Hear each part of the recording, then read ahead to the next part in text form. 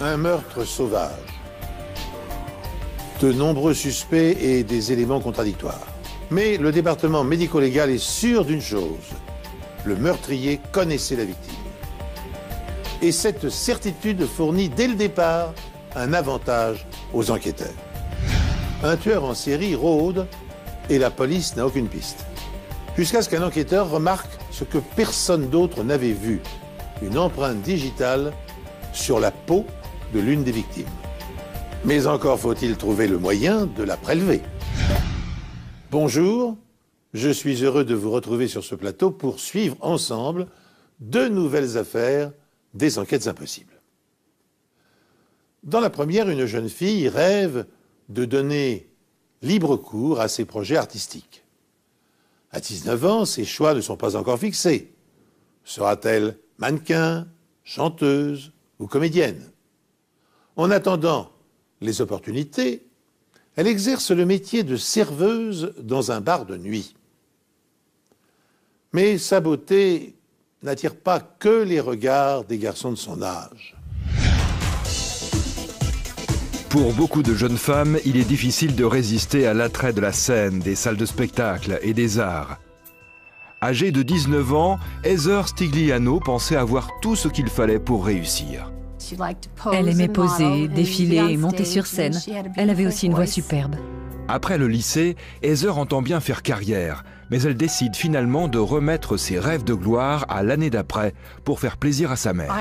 Je venais tout juste de divorcer et elle m'avait promis de rester un an avec moi jusqu'à ce que je m'en remette, et au bout d'un an, elle a déménagé. Elle part s'installer à Myrtle Beach, en Caroline du Sud, où elle compte quelques amis. Elle voulait entrer dans le monde du spectacle. Je sais qu'elle adorait chanter, par exemple. Pour moi, c'est l'une des raisons de son départ pour Myrtle Beach. C'était l'endroit idéal pour ça, là-bas. Heather loue un petit appartement dans cet immeuble près de la plage et se fait engager comme serveuse. Elle ne parvient cependant pas à se faire engager comme chanteuse et elle confie à sa mère qu'elle est découragée. Elle voulait que je la rejoigne. Elle avait le mal du pays et les choses ne se passaient pas aussi bien qu'elle l'avait espéré. C'est la dernière fois que Suzanne entend le son de sa voix. Une semaine plus tard, des amis découvrent le cadavre d'Heather dans son appartement. Elle a été battue, poignardée et étranglée avec du fil électrique. Ce crime est l'un des plus violents que j'ai jamais vu en tant que procureur. Les enquêteurs trouvent des débris de plastique près du cadavre d'Heather. Il y avait des petits morceaux, des débris de plastique noir. Il y en avait sur le corps et un peu partout dans la pièce autour du corps. On ne savait pas du tout ce que c'était. Aucune trace d'effraction, même si le mobile semble être le vol. Son portefeuille, son appareil photo, son poste de télévision et sa voiture ont disparu. On ne comprenait pas comment le meurtrier avait pu entrer dans l'appartement. On était extrêmement inquiets et on voulait tout faire pour l'arrêter, elle ou lui, avant qu'il ne commette un autre meurtre. La police émet un avis de recherche pour la voiture d'Heather, une Chevrolet de 10 ans immatriculée en Pennsylvanie. On dispose d'un réseau fédéral, géré informatiquement par le FBI à Washington, le NCIC, Centre national de données criminelles. On signale les voitures volées, les objets volés, à peu près tout ce qu'on veut, et l'avis est transmis dans tout le pays. Le NCIC, le Centre national des données criminelles, est un organisme fédéral géré par le FBI. Alors il comporte un système d'analyse et de récupération des dossiers criminels et contient plus d'1 million de données, éléments récoltés sur des scènes de crime, modèles d'armes utilisées pour commettre des meurtres et curriculum vitae, bien sûr, des suspects. Utilisé par la police et par l'ensemble des systèmes judiciaires américains, il peut aussi être consulté par les services des douanes et de l'immigration ainsi que les autorités policières des États. Dans notre affaire, les enquêteurs espèrent que cette centrale de renseignement pourra leur fournir des informations sur la destination des objets dérobés dans l'appartement d'Heather Stigliano. Parallèlement à cette démarche, un médecin légiste procède à l'autopsie du corps de la jeune fille. Lors de l'autopsie, le médecin légiste photographie et mesure les plaies visibles sur le corps d'Heather. Il en décompte pas moins de 40. Je réalise des croquis, je prends des photos et je pose des feuilles de papier calque sur le cadavre pour dessiner les plaies.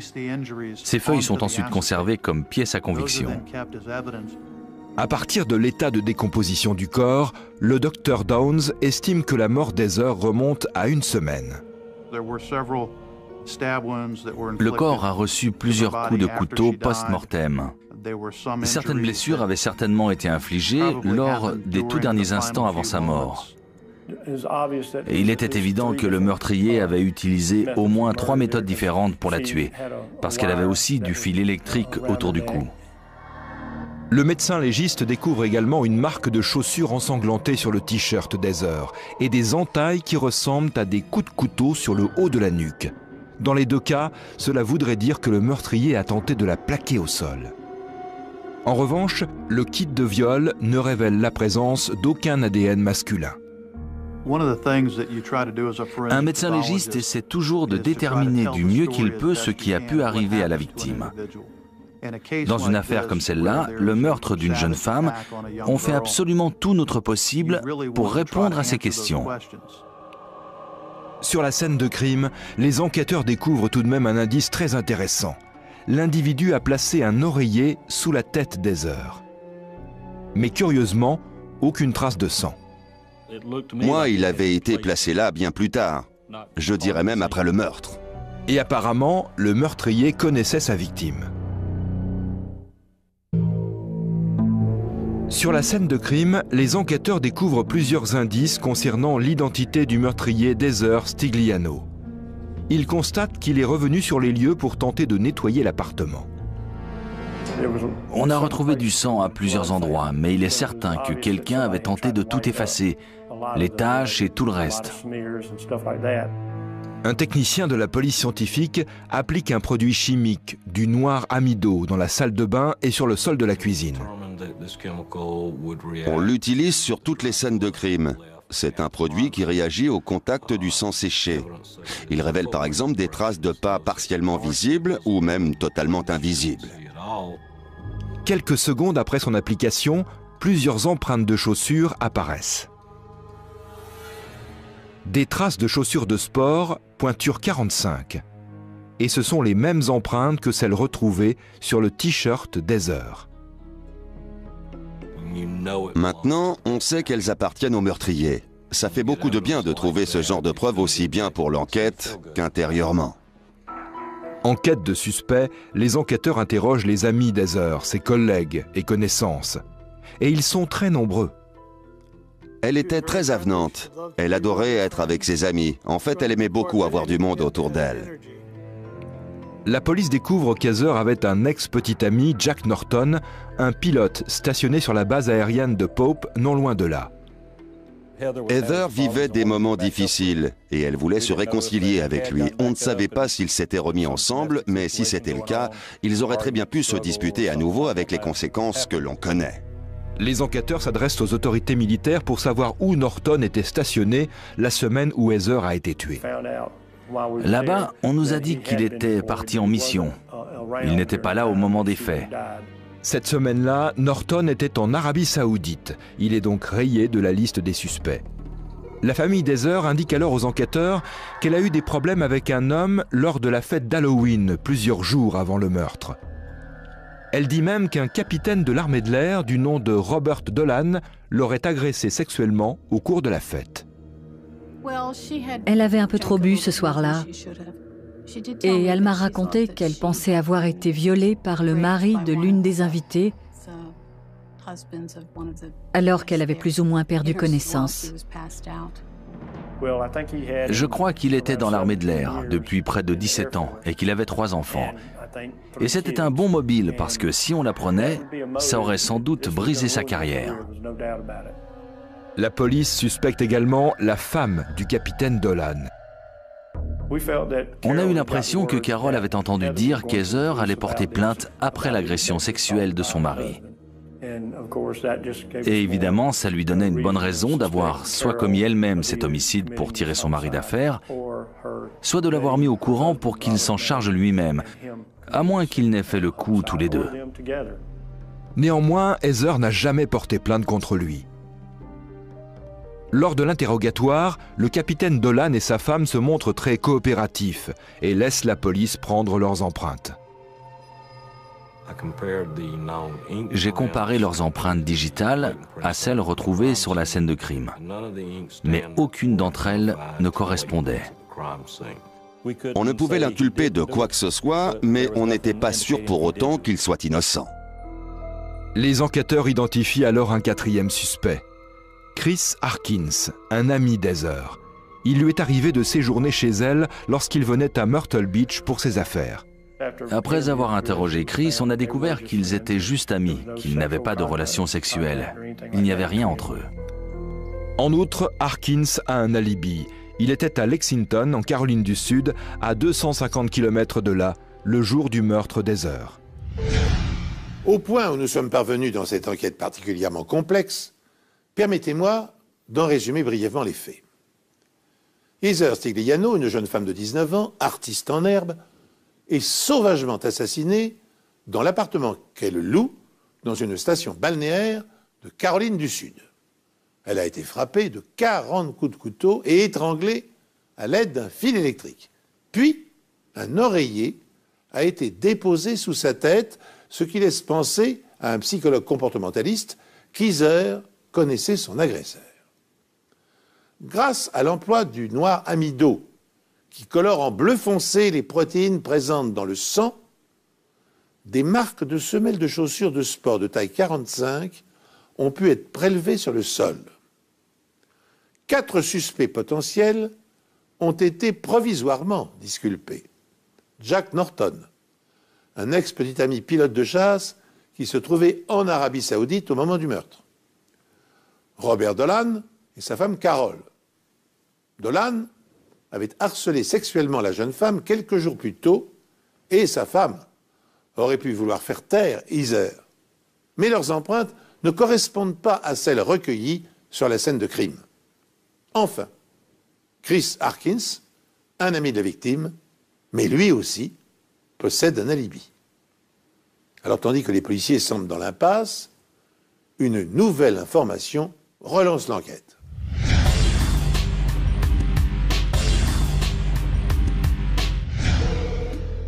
C'est alors que les enquêteurs reçoivent un appel inattendu d'un antiquaire de Powell's Island, à 40 km de là, en Caroline du Sud. Lui et sa femme ont appris la nouvelle du meurtre d'Heather dans le journal et ils pensent avoir des informations susceptibles d'aider la police. Ils nous ont parlé d'un homme qui était venu à la boutique. Apparemment, il venait de se battre et il essayait de vendre un appareil photo. Cet appareil photo est de la même marque et du même modèle que celui qui a disparu de l'appartement d'Heather. Dès le début de la conversation, ils l'ont trouvé suspect. Il s'est même quelque peu emporté quand ils ont refusé de le lui acheter. Il leur a dit qu'il avait besoin d'argent. Tout ça avec un regard qui vous glace le sang.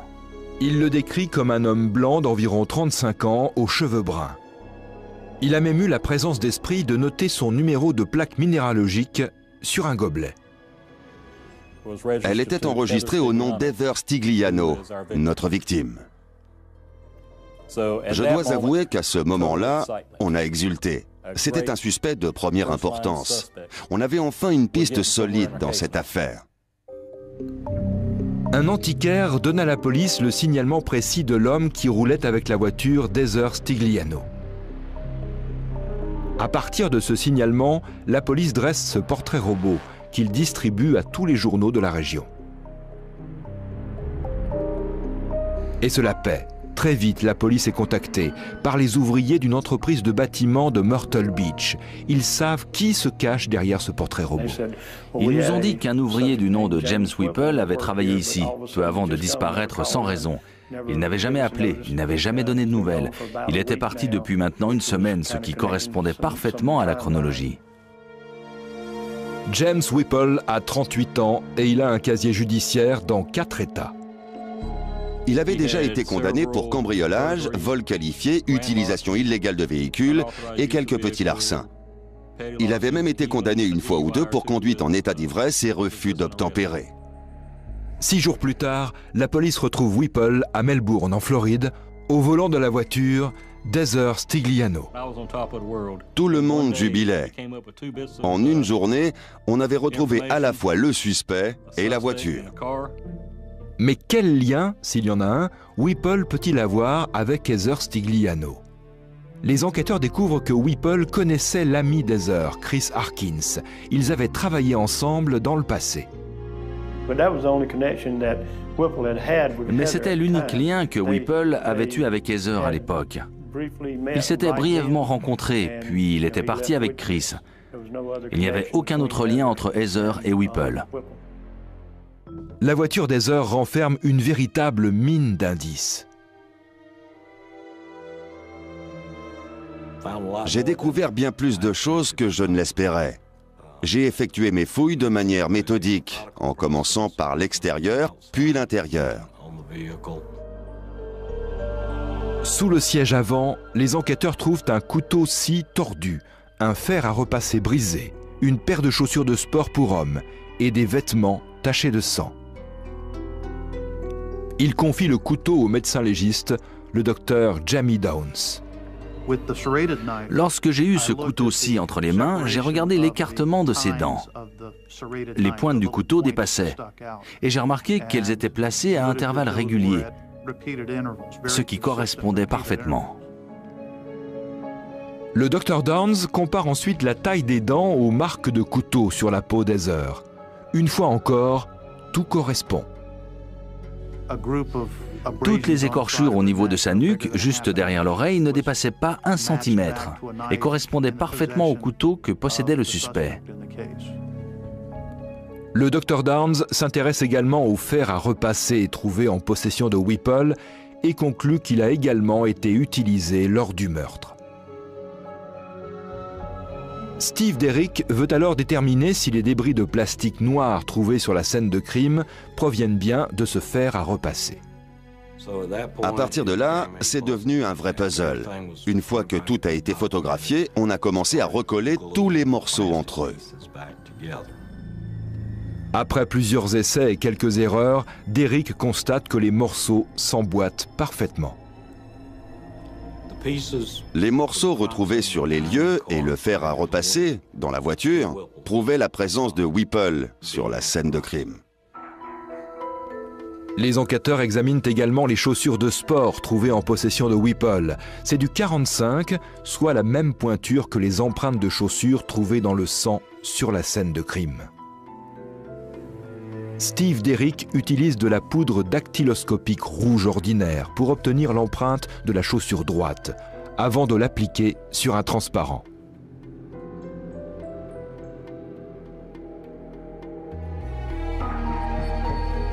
La taille et les dessins de la semelle sont identiques. Plus important encore, les caractéristiques accidentelles sont quasiment les mêmes. Il y avait plusieurs petites entailles et des zones usées sur la semelle de la chaussure qu'on retrouvait dans l'empreinte ensanglantée laissée dans la salle de bain. La chaussure droite, qui était en possession de Whipple, était bien la bonne. Cela ne faisait aucun doute. Derrick conclut également que c'est cette chaussure qui a laissé l'empreinte ensanglantée sur le t-shirt d'Heather. Le dessin de la semelle des chaussures de Whipple correspondait parfaitement à l'empreinte laissée sur le t-shirt. Et les tests prouvent que le sang sur les vêtements trouvés dans la voiture est aussi celui d'Heather. Ils sont parvenus à ce résultat en déterminant d'abord le groupe. Ce sang correspondait à son groupe sanguin. Ensuite, il contenait les mêmes enzymes que le sien. Vous conviendrez avec moi que si James Whipple, le meurtrier présumé d'Heather Stigliano, avait voulu se faire arrêter, il n'aurait pas fait autrement. Car le nombre de preuves accablantes qu'il livre à la police est une énigme. Il conduisait la voiture de la jeune fille assassinée. Il avait conservé le couteau-scie utilisé pour lui taillader le cou, ainsi que la paire de chaussures qu'il portait au moment de l'agression et dont les empreintes de semelles étaient présentes sur le sol, et le t-shirt ensanglanté de la victime. Il possédait par ailleurs le fer à repasser, dont des fragments de plastique jonchaient le sol de son appartement. Comment expliquer que le meurtrier ait pu conserver dans la voiture de la victime un nombre d'indices aussi considérable? Souhaitait-il se faire arrêter et confesser son crime afin d'alléger sa conscience? La suite de l'histoire semble confirmer cette hypothèse. Dès son tout premier interrogatoire, James Whipple avoue.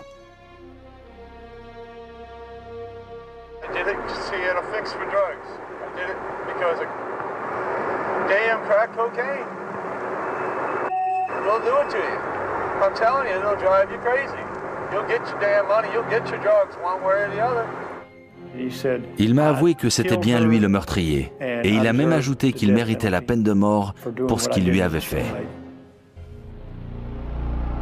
James Whipple raconte à la police que c'est son addiction au crack qui a détruit sa vie et que c'est le besoin d'argent pour acheter la drogue qui l'a poussé à commettre le crime.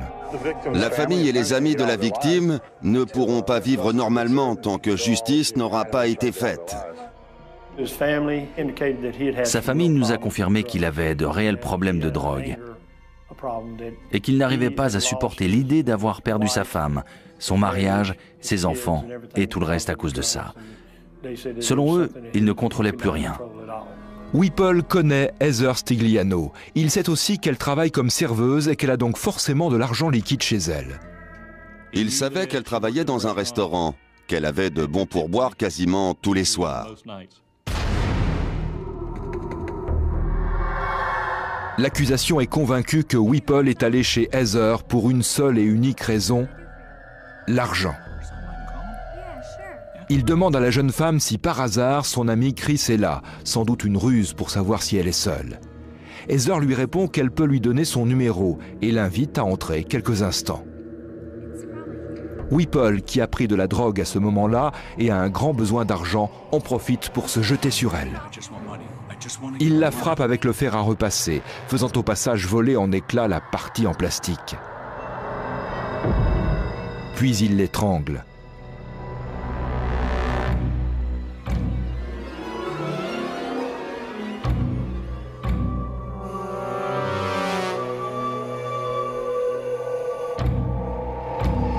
Whipple emporte tout l'argent qu'il trouve, ainsi que plusieurs objets qu'il espère revendre.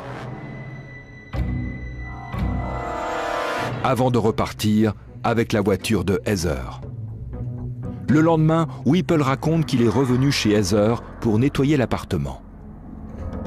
Il efface ses empreintes digitales et tente de nettoyer le maximum de sang.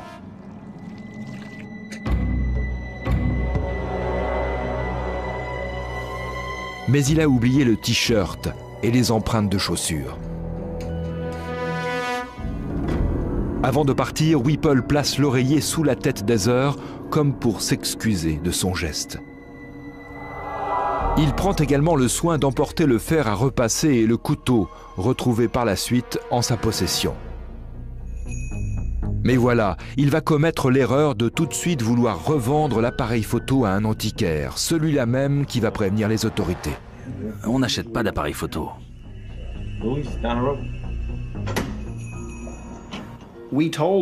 On a bien fait comprendre au jury que Jim Whipple était le seul coupable de ce meurtre. Il l'avait avoué, pas seulement aux policiers, des aveux d'ailleurs validés par le juge, car fait de son plein gré. Il avait avoué devant des journalistes. Il avait avoué devant des surveillants pénitentiaires. Il avait écrit des lettres à tout le monde pour qu'ils sachent ce qu'il avait fait.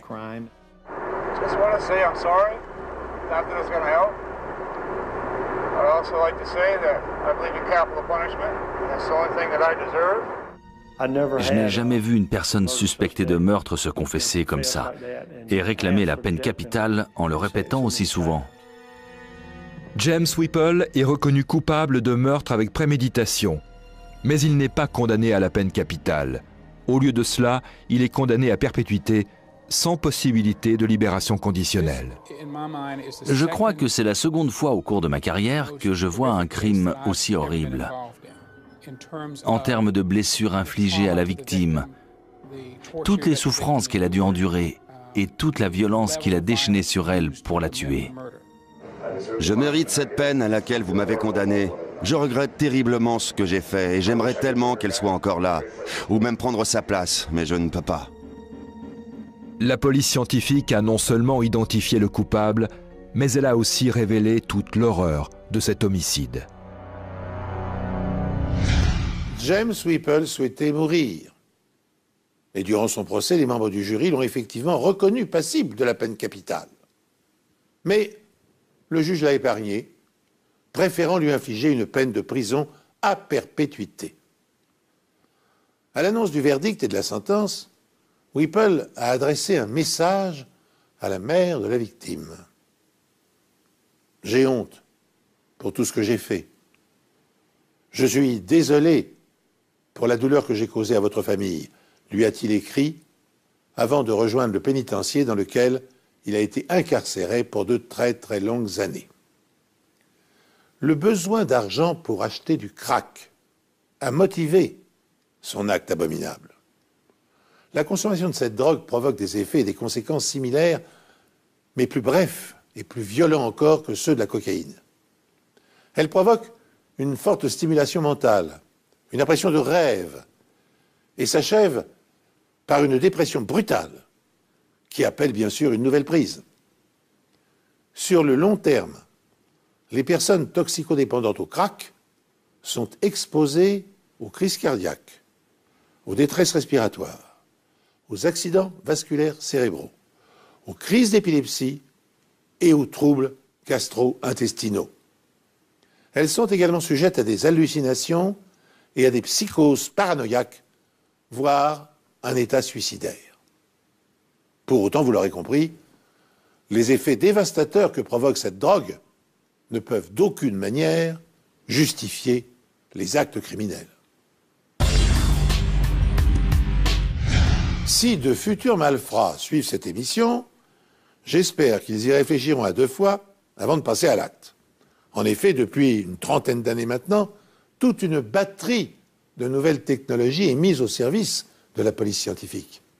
Autopsie, recherche d'empreintes digitales et d'ADN, analyse vocale, reconstitution faciale, microscopie électronique, études balistiques et informatiques, identification des matériaux. Ces outils sophistiqués permettent aujourd'hui de voir l'invisible et de comprendre l'inimaginable, même quand les indices sont presque inexistants. Voilà sans attendre plus notre seconde enquête. Texas City, au Texas, est l'un des sites les plus importants de raffinage des États-Unis. L'industrie du pétrole demande beaucoup de main-d'œuvre. Il y a une population importante de travailleurs contractuels qui viennent ici de tout le pays pour travailler dans les raffineries. Et ça a un impact sur notre communauté, sur les services de police, à tous les niveaux, circulation, délinquance, j'en passe. Ce qui va arriver ce matin du 16 mai 2001 en est la triste illustration. Au petit matin, dans les marais du sud de la ville, des employés municipaux font une découverte macabre. Ils découvrent les corps de deux jeunes femmes au bord d'un chemin de terre. La première victime qu'on a vue était nue, mis à part ses chaussures, ligotée et couverte de sang. La deuxième fille était pleine de sang et nue aussi. Leurs vêtements sont éparpillés tout autour d'elles. Le contenu de leur sac à main a été répandu par terre. Le médecin légiste estime qu'elles sont mortes depuis moins de 6 heures, c'est-à-dire aux alentours de minuit.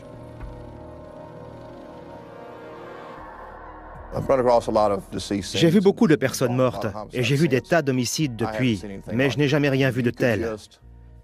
Ce que je veux dire, c'est que quand j'ai vu le premier corps, la première victime qui gisait là, c'était impossible de ne pas percevoir la rage qui avait dû animer le tueur. On pouvait sentir sa colère. C'était une scène vraiment horrible. On avait affaire à quelqu'un qui n'avait absolument aucune considération pour les autres êtres humains. Il était mauvais et en colère.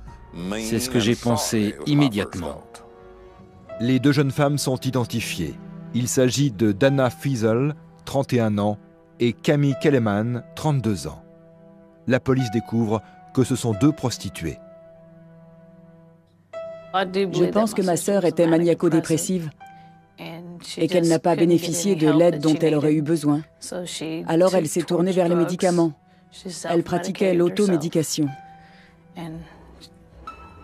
Mais elle est devenue accro aux mauvais médicaments et ça l'a perdue. L'histoire de Dana Feazell est similaire. Elle était toxicomane de longue date. Toutes deux étaient de jolies jeunes femmes. Elles étaient issues de très bonnes familles. Elles avaient tout pour elles. C'est tragique. Je ne sais pas pourquoi elles ont pris ce chemin.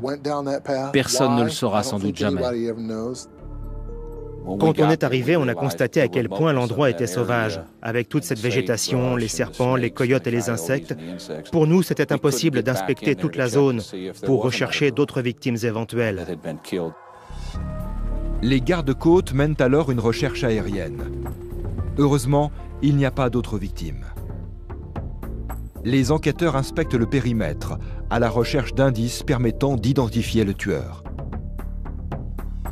Le désordre règne sur la scène de crime. C'est pourquoi la police pense que c'est la première fois que le criminel a tué. Peut-être qu'il a été interrompu. À mon avis, il fallait qu'il soit très négligent pour laisser tous ces éléments derrière lui. Ça nous a permis de recueillir un grand nombre d'indices pour notre enquête. Près des corps, les enquêteurs trouvent deux serviettes blanches. On s'est demandé s'il y avait de l'ADN dessus. Est-ce qu'il leur a mis dans la bouche? Est-ce qu'il a mis une substance dessus qui l'a aidé à maîtriser les filles? La police trouve aussi des éclats de verre tombés par terre et plantés dans la jambe d'une des victimes. Elle a dû donner un coup dans une vitre de la voiture et elle s'est brisée en morceaux. Sur place, des canettes de bière ont l'air d'avoir été bues récemment. On les a ramassées avec l'espoir qu'elle nous apprendrait quelque chose. Les enquêteurs recueillent les indices un à un, mais pour le moment, ils n'ont aucune certitude quant à leur utilité pour retrouver la trace du tueur. Deux jeunes femmes sont mortes dans les marais du sud-est de la ville de Texas City, et les familles réclament des réponses. Peu importe ce qu'elles faisaient au moment de leur mort, personne ne mérite de mourir comme ça. Personne. Un profileur de la police pense que l'auteur de ces meurtres va de nouveau frapper. Il m'a dit, dans des termes on ne peut plus clairs, que cet individu allait faire d'autres victimes dans la région si on ne l'arrêtait pas, et qu'il fallait le retrouver le plus rapidement possible. Les meurtres, presque simultanés de deux jeunes prostituées dans un marais texan, mettent en alerte les policiers, car le tueur risque de frapper encore. En effet, criminologues et profilers savent depuis longtemps que les prostituées réveillent les instincts pervers et sanguinaires des psychopathes. Le tristement célèbre Jack l'Éventreur avait massacré 5 d'entre elles dans les bas quartiers de Londres à la fin du XIXe siècle. Autre difficulté à laquelle se heurtent les policiers, n'ayant généralement aucun lien avec leurs victimes, les tueurs en série laissent peu d'indices exploitables sur les scènes de crime. Dans l'affaire qui nous occupe, les experts ont dû se contenter de collecter des serviettes blanches, des débris de verre et des canettes de bière. Maigre moisson pour identifier un prédateur capable de récidiver d'un jour à l'autre. Peu de temps avant que les corps ne soient conduits à la morgue, un enquêteur distingue quelque chose sur l'une des victimes. une tache de sang sur la cuisse gauche de Camille Kelleman et sur laquelle semble se distinguer une empreinte digitale. Chaque minute qui passe est du temps perdu pour l'enquête. Parce que les corps sont dehors, livrés aux éléments. Ils commencent à suinter et il y a des animaux qui les guettent, des insectes qui s'installent. Tout cela contribue à détériorer les corps. S'il s'agit bien d'une empreinte digitale, la prélever sera difficile. En effet, la peau est une surface poreuse et se détend facilement, deux caractéristiques qui rendent généralement impossible l'obtention d'une empreinte exploitable. Dans ce genre de cas, les chances d'avoir une empreinte utilisable sont très minces. La zone où se situe l'empreinte est aspergée d'une poudre chimique qui réagit aux protéines présentes dans le sang. La tache formée fait apparaître l'empreinte. Comme illustré dans cette simulation d'empreintes se formant sur la peau, la poudre permet de révéler les détails des sillons des empreintes contaminées par du sang. Chaque fois qu'il y a beaucoup de sang, il recouvre tous les sillons. Par conséquent, moins il y a de sang, meilleure est la qualité de l'empreinte quand vous la traitez avec de la poudre chimique. C'est pourquoi ce sont les parties contenant seulement très peu de sang qui apparaissent. L'empreinte obtenue n'est pas assez nette. Elle est donc envoyée au laboratoire du FBI à Washington, D.C. L'expert en analyse d'images, le Dr Vorder Brugge, va scanner l'image pour pouvoir travailler dessus.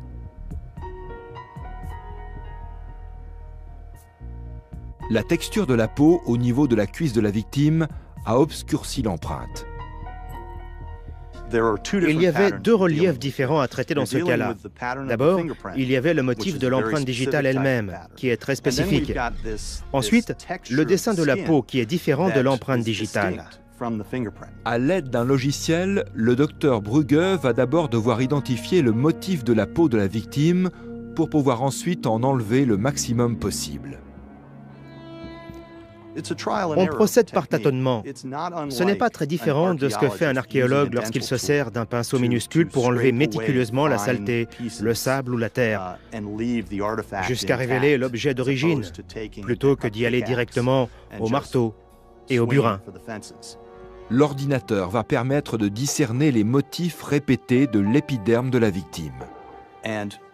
Ce qu'on arrive à faire, c'est de se débarrasser de ces sillons en les éclaircissant jusqu'à ce qu'ils disparaissent. Apparaît alors l'empreinte du tueur présumé. Reste aux enquêteurs à obtenir les empreintes d'un suspect pour effectuer une comparaison. Une autre trace recueillie sur la scène de crime, une empreinte de pneu, semble être un indice prometteur. La trace provient clairement du flanc d'un pneu. La qualité de l'empreinte d'un pneu dépend de la pression du pneu sur la boue, de l'humidité, du type de sol. Il y avait une chance sur 1 million que la trace de pneu soit aussi parfaite. L'empreinte est si nette que les techniciens de scène de crime peuvent lire la marque. On pouvait voir le logo tout entier, ce qui n'arrive pas souvent. La trace était en parfait état. Des moulages sont effectués. Ils sont examinés et les techniciens découvrent des marques inhabituelles sur la bande de roulement. On s'est renseigné auprès du fabricant qui nous a expliqué qu'il devait s'agir de pneus neige. Or, quiconque a déjà vécu dans la région sait qu'on n'a pas besoin de pneus neige par ici. Les enquêteurs demandent au fabricant de leur indiquer où ces pneus ont été vendus. Ces pneus ont été vendus quelque part au Colorado. Les techniques de prélèvement d'empreintes digitales ont enregistré des progrès considérables au cours de ces dernières années.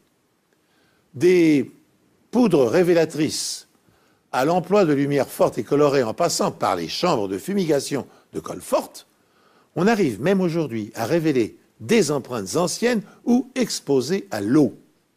Tenez ainsi, dans l'affaire du Rainbow Warrior de Greenpeace saboté en 1985 dans le port d'Auckland par les services secrets français, les faux époux Thurange avaient pu être démasqués grâce à leurs empreintes digitales retrouvées sur le canot en caoutchouc utilisé durant l'opération. Par ailleurs, les marques de pneus peuvent être identifiées grâce à leurs dimensions, aux dessins spécifiques de leurs sculptures et aux traces d'usure. Dans notre enquête, on a justement réussi à déterminer le type et l'origine des pneus de la voiture du coupable. Mais une fois encore, ces indices seront-ils suffisants pour identifier le prédateur ?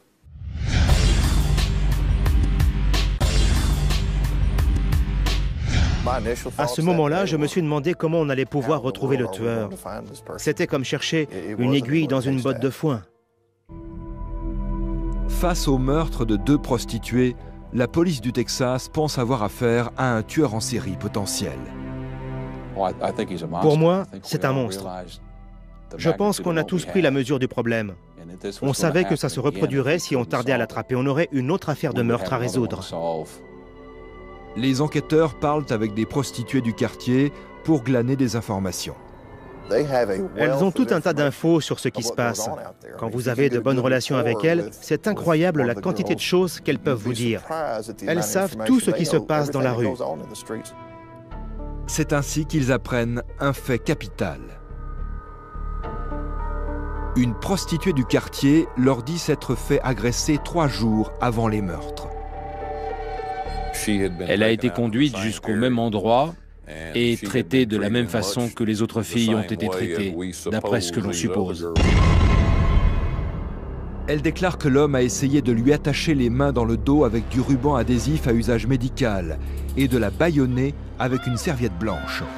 Par chance, elle a réussi à s'échapper. Heureusement, elle a réussi à se détacher et à se libérer. Elle avait envie de vivre et son instinct de survie a pris le dessus. Elle est parvenue à courir le long de ce chemin terrifiant et désert, et ça en pleine nuit pour atteindre l'autoroute. Elle a fourni une partie de la plaque d'immatriculation, C41. 3 sur 6, c'est pas mal pour ouvrir l'œil et faire des recherches. Bonne surprise pour les enquêteurs, elle a conservé la serviette utilisée par son agresseur pour la bâillonner. Il provient du même fabricant et présente la même densité de fil que celle retrouvée sur la scène de crime. Elle a fait tout ce qu'il fallait. Elle a cette débrouillardise qui vient de la rue. Elle fait ça depuis de nombreuses années et je pense qu'elle a déjà connu ce genre d'expérience. Une situation où elle n'a pu compter que sur elle-même pour rester en vie.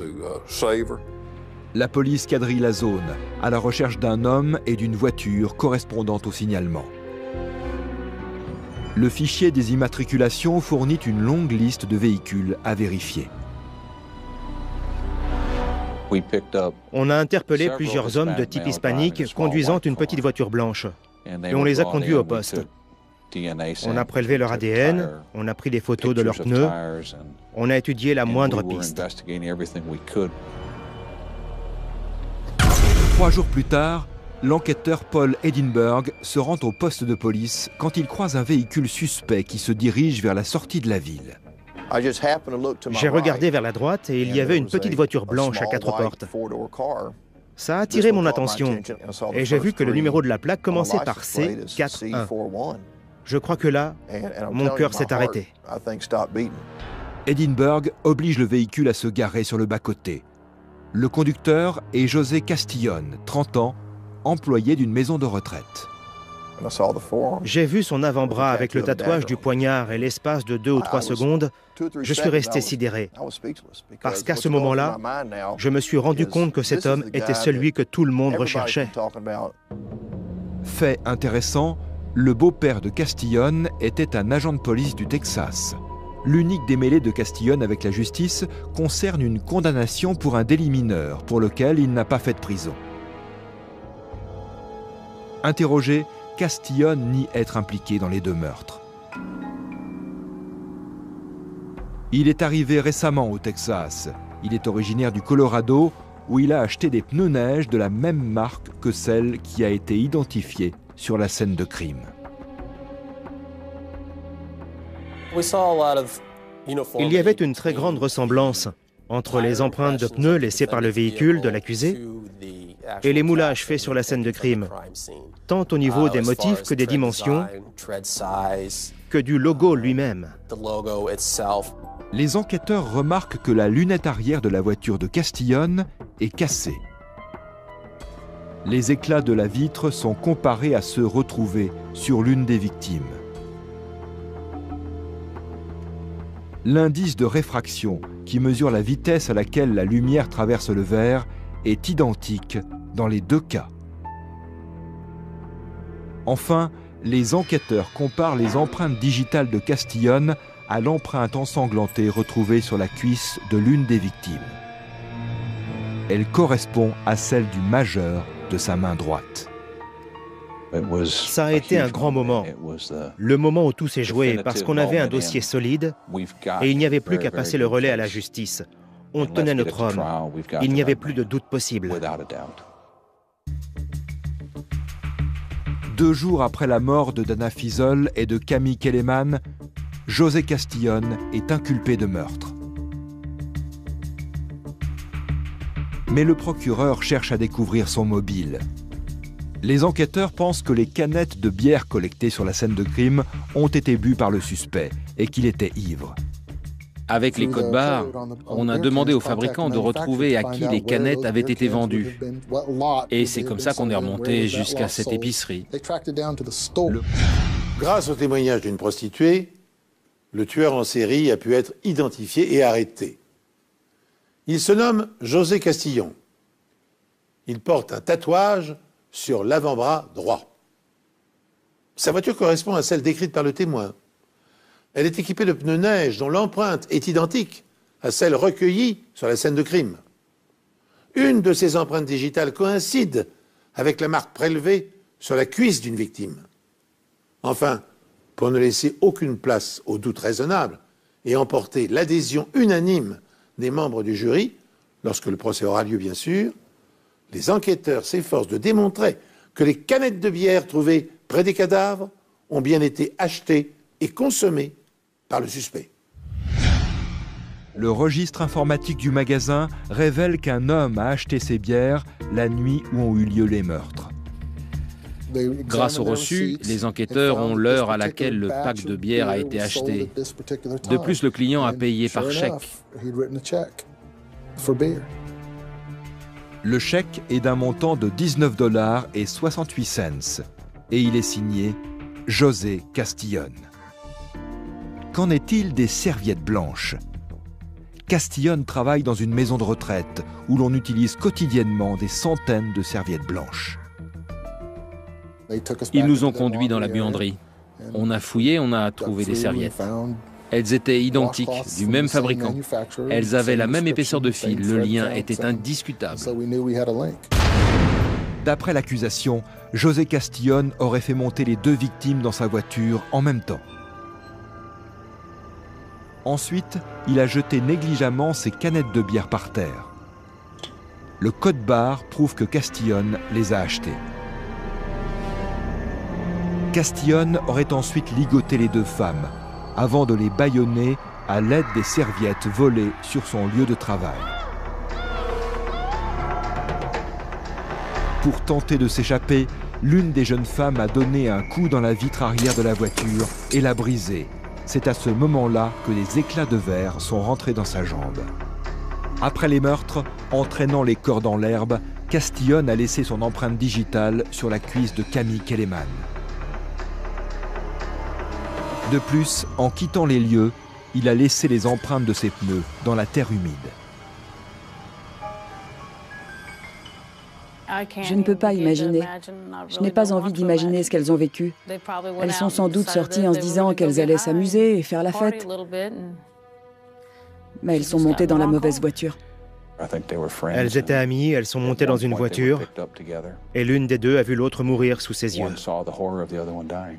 Les techniciens de scène de crime ont travaillé vite et dans des conditions difficiles. Et ils ont réalisé un miracle en récupérant l'empreinte sur la peau d'une des victimes. Ensuite, un logiciel très performant a permis d'améliorer la qualité de cette empreinte pour prouver sans l'ombre d'un doute que José Castillon est le tueur. L'empreinte du pneu a également joué un rôle important dans cette enquête. On ne pourra jamais reproduire les mêmes traces de pneus. Des empreintes aussi nettes, c'est exceptionnel. Il a laissé tellement d'indices derrière lui. Il a vraiment été négligent. C'est presque comme s'il avait voulu se faire prendre. Parce que dans la plupart des enquêtes, on ne relève pas autant d'indices. Là, il y avait des preuves à l'appel. Castillon accepte de plaider coupable face à l'accusation de meurtre et d'enlèvement. Il est condamné à la prison à vie, sans possibilité de remise de peine. C'était incroyable. Il a préféré plaider coupable et écoper d'office de 2 peines de prison à vie consécutives. Personne, et probablement pas José Castillon lui-même, ne connaît la raison de sa haine envers les femmes.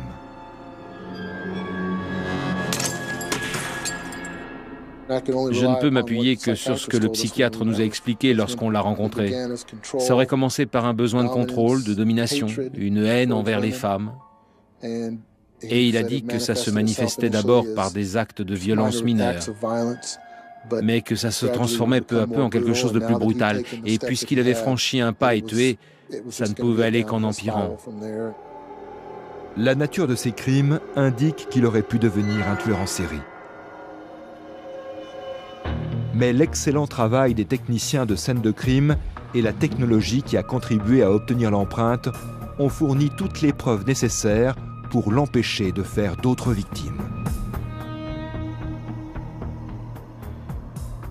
Le fait qu'une nouvelle technique ait été utilisée pour rendre l'empreinte digitale exploitable et recevable devant la Cour, ça a été capital dans cette affaire. Ce qu'il y a de formidable dans cette technologie, et dans cette affaire en particulier, c'est qu'elle a fait d'un indice a priori inutilisable un élément de preuve majeur pour le procureur. Si vous avez une empreinte digitale qui est acceptée devant tous les cours du pays comme un élément de preuve probante, et si vous avez le corps d'une femme sur lequel se trouve l'empreinte digitale d'un individu, une empreinte sur sa peau, une empreinte pleine de sang, à quelle autre conclusion peut-on arriver si ce n'est que cet homme se trouvait bien là? Il a manipulé le corps à un moment donné et il y avait du sang dessus. Les femmes prostituées sont souvent les cibles des tueurs en série car elles alimentent leurs fantasmes pervers. Elles incarnent symboliquement la mère mal aimante et souvent violente qui a perturbé leur enfance. En les dégradant, en détruisant leur visage et leur corps, les psychopathes exercent leur vengeance et tentent de détruire du même coup les monstres qui gouvernent leur esprit. Ainsi en fut-il de William Lester Stuff, un homme apparemment au-dessus de tout soupçon qui, entre 1986 et 1991, viola, tortura et assassina une vingtaine de prostituées. Pour accomplir sa macabre besogne, Stuff avait aménagé son van en salle de torture. Tout comme José Castillon, il fut arrêté lors d'un banal contrôle routier. Bien qu'il n'ait avoué aucun de ses crimes, il fut reconnu coupable grâce aux preuves matérielles et condamné à la peine capitale. Il croupit depuis 20 ans dans le couloir de la mort. Mais le plus terrifiant n'est-il pas que dans leur immense majorité, les tueurs en série sont apparemment équilibrés et sains d'esprit? Ce qui appelle une seconde question. Comment un individu peut-il s'avérer dénué de toute humanité sous des apparences normales?